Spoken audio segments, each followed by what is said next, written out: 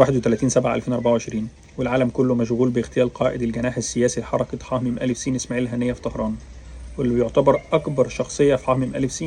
ولو تعرف حاجة عن مطرقة ماسلو هتعرف اللي بيحصل دلوقتي ده بيحصل ليه وليه بيحصل بالطريقة دي. طب إيه هي مطرقة ماسلو دي؟ نتكلم عليها بعد شوية. أولا وبعد اللي حصل فأكتر ناس زعلانين وفي صدمة فعلا هم اللي كانوا بيقولوا طول الوقت شوفوا اللي قاعدين في فنادق وسايبين أهل غزة بيموتوا. ما لفتش نظرهم خالص إن تم اغتيال 3 من أبنائه يوم العيد، ودلوقتي حتى بعد ما تم اغتياله هو شخصيا ما اعتقدش ان بقى عندهم اي حجة علشان يزايدوا او يقولوا نفس الكلام اللي كانوا بيقولوه قبل كده. لكن مناصير اسماعيل هنية نفسهم متأكدين وعارفين من زمان جدا انه مشروع شهيد من وقت ما كان طفل في المخيمات وتلميذ للشيخ احمد ياسين. تاني حاجة ان الحادثة دي حصلت بعد ساعات بسيطة من تنصيب الرئيس الايراني الجديد، ودي رسالة واضحة وضوح الشمس للرئيس الايراني الجديد، وبعد ساعات من محاولة اغتيال قادة الحزب في بيروت، وقبل ساعات من محاولة اغتيال الفريق الفتاح البرهان في السودان وهو بيخرج دفعة جديدة من الضباط، وقبل ساعات من الغارة اللي استهدفت محيط منزل هنية في غزة اللي استشهد فيها الصحفي اسماعيل الغول والمصور رامي الريفي.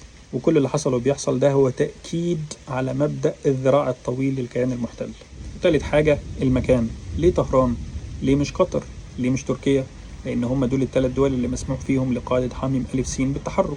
مش في قطر لأن قطر لها علاقات كتير جدا مع أمريكا والعالم كله، ومش في تركيا لأن لهجة التهديد والوعيد مؤخرا ما بين تركيا والاحتلال عالية جدا وواصلة لمرحلة متقدمة من الحرب الدبلوماسية. لكن في طهران لأن طهران هي الحلقة الأضعف. والسؤال هنا هو فين الدفاع الإيراني؟ لأن الحادثة دي تمت على بعد كام كيلو متر من مقر الرئيس الإيراني نفسه.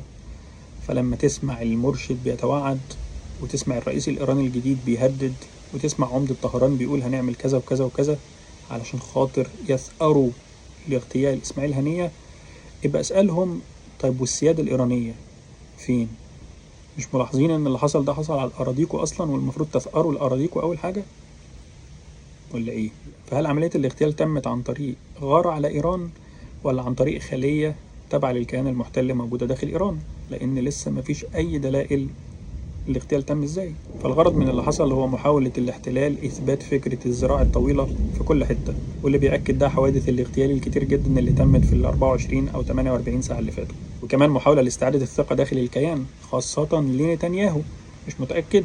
بص على القنوات الإسرائيلية النهاردة وهم بيقولوا محدش النهاردة يقدر يسيطر على ضحكتنا، الضحكة من الودن دي للودن دي. وكمان محاولة للضغط على المفاوضات، وده اللي اتكلم عنه بلينكن لما قال ان كل ده في الاخر بيصب في مصلحة المفاوضات واستعادة الأسرى وعلشان المفاوضين يقدموا تنازلات. لكن حم أ س اعلنت بان الحركة قادرة على ملء اي فراغ. فالمفروض ان المنتظر دلوقتي ان ايران هترد وهتثأر وهتزور وكل الكلام ده، واحنا لازم نحضر نفسنا فعلا للجملة اللي هنسمعها خلال الكام يوم اللي جايين، نحتفظ بحق الرد. لان لو في رد فعلا كانوا ردوا على اللي اغتالوا سليماني او اللي اغتالوا ابو القنبلة النووية حسن زادة، ولو منتظر الحزب يرد فكان رد على اللي اغتالوا العراوري في أول السنة، أو حتى على اللي عملوا غارة عليهم في بيروت في الكام ساعة اللي فاتوا.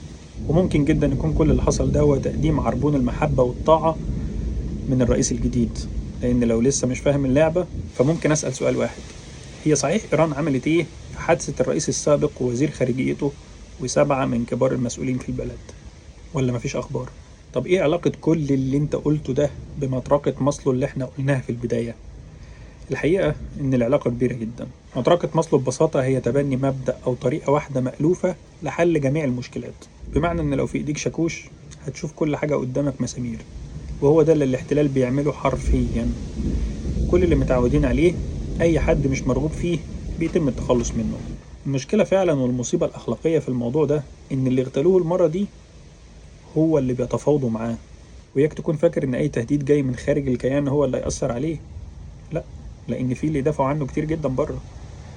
لكن ركز على الانقسام الداخلي، لان دايما بيت العنكبوت بيهدم من الداخل. لحد ما اطفال غزة يناموا في امان، خليكوا دايما فاكرينها.